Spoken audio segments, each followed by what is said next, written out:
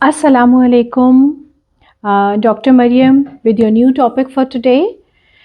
Unfortunately आप लोग सब न्यूज़ देखते हैं और आपको मालूम है कि आजकल जो है लाहौर हमारी इंटरनेशनल ख़बरों में है। क्यों? क्योंकि वहाँ पे पोल्यूशन इतनी ज़्यादा हो गई है कि वो दुनिया में नंबर 1 सिटी रैंक किया गया है एयर पोल्यूशन की वजह से। और वहाँ पे इतनी स्मॉग हो रही है कि it is affecting the flow of life. इसकी वजह से वहाँ पे वर्क फ्रॉम होम करने को कहा गया है, बच्चों को स्कूल्स के लिए कहा गया है कि 2-3 दिन आप उन्हें ऑफ करें ताकि वो इस मौसम में बाहर ना निकलें। तो ये क्या होती है स्मॉग, किस वजह से होती है और इससे क्या सिम्टम्स पैदा होते हैं और इससे हमें अपने आप को कैसे बचाना है, मैं इसी के बारे में बात करना चाहती हूँ ताकि सारे लोग इससे जो है वो फ़ायदा उठा सकें। और स्पेशली आगे विंटर वेकेशंस आने वाली हैं बच्चों की, तो बहुत सारे बच्चे जो हैं वो पंजाब की साइड पे जाएंगे और इससे अफेक्टेड होंगे। तो आप लोग पहले से उसके लिए तैयार रहिए।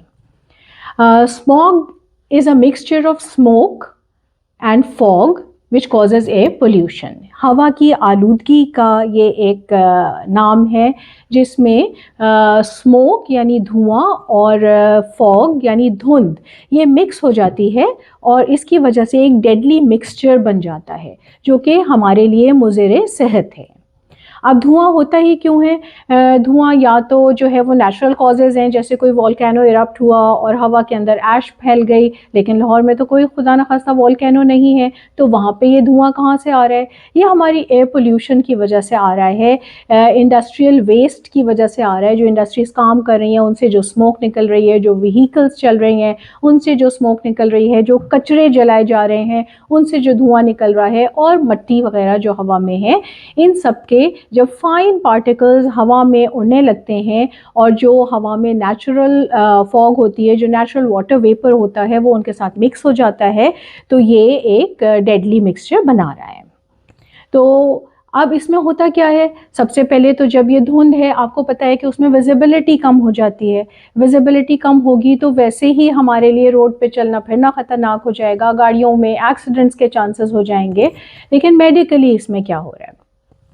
आँखों को वो इरिटेट करेगी क्योंकि इरिटेंट सारे हवा के अंदर मिक्स हो गए हैं, वो हवा में सस्पेंडेड हैं, तो आईज़ इची हो जाएंगी, उनमें वो रेडनेस हो जाएगी, उनमें इन्फेक्शन हो जाएगी, उनमें वाटरिंग हो जाएगी।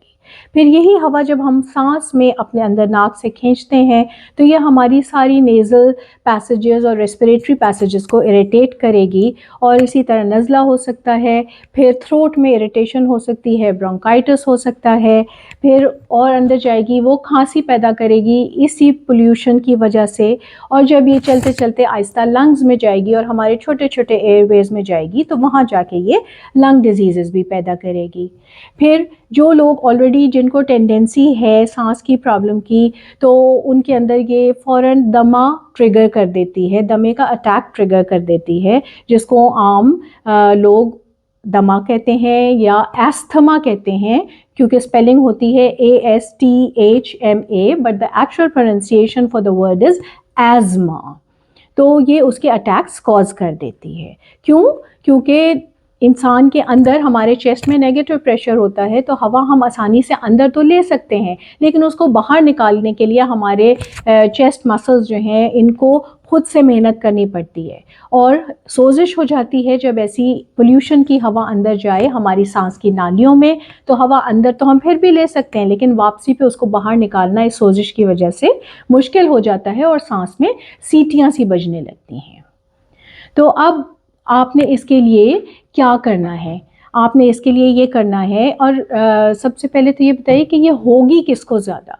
जो लोग जिनको ऑलरेडी लंग डिजीज़ेज़ हैं उनको और ज़्यादा टेंडेंसी है कि जी वो इस मौसम से अफेक्टेड हों। जिनको हार्ट प्रॉब्लम्स हैं उनको भी ज़्यादा टेंडेंसी है कि उनके हार्ट प्रॉब्लम्स जो हैं वो एक्सेलरेट कर जाएं। क्यों?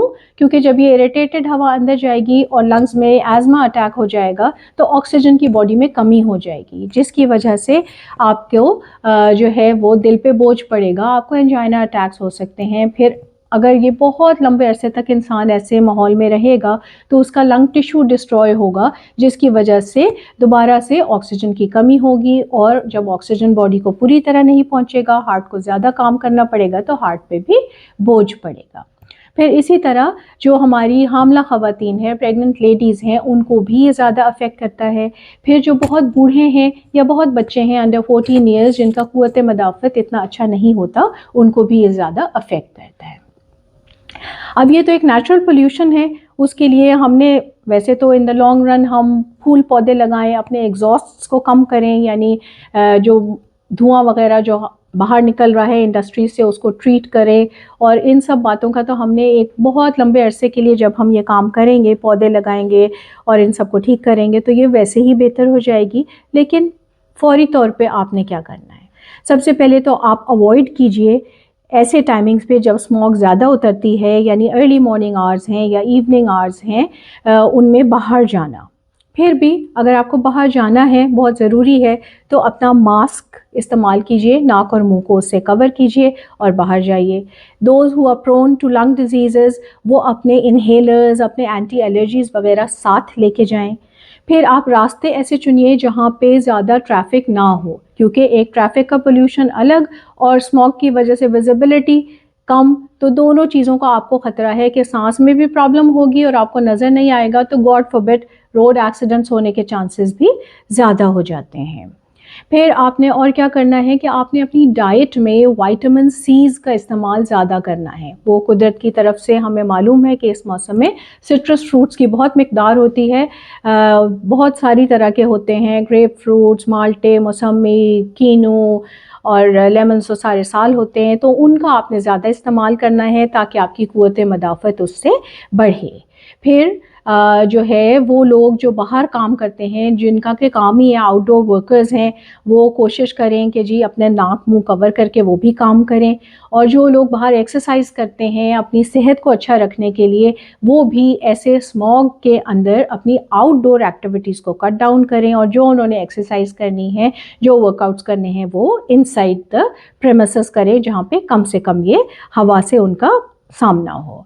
फिर अपने घरों के अंदर वही आप फ़िल्टर्स लगाइए, एयर फ़िल्टर्स लगाइए, जहाँ खुश्की ज़्यादा है वो ह्यूमिडिफायर लगाए। इस मौसम में तो वैसे ही इसमें नमी ज़्यादा होती है, तो आप ऐसे पौधे वगैरह रखें जिनसे ये एक्स्ट्रा जो फॉग है ये सब ना क्रिएट हो। So I hope you can take care of these things and try to stay healthy and try to stay safe in this season. So those of you who are living there, please stay safe, and those who tend to visit those places, आप भी अपना बहुत ख्याल रखिए and stay safe and healthy. Inshallah we will meet again thinking of another interesting topic. Thank you. Allah Hafiz.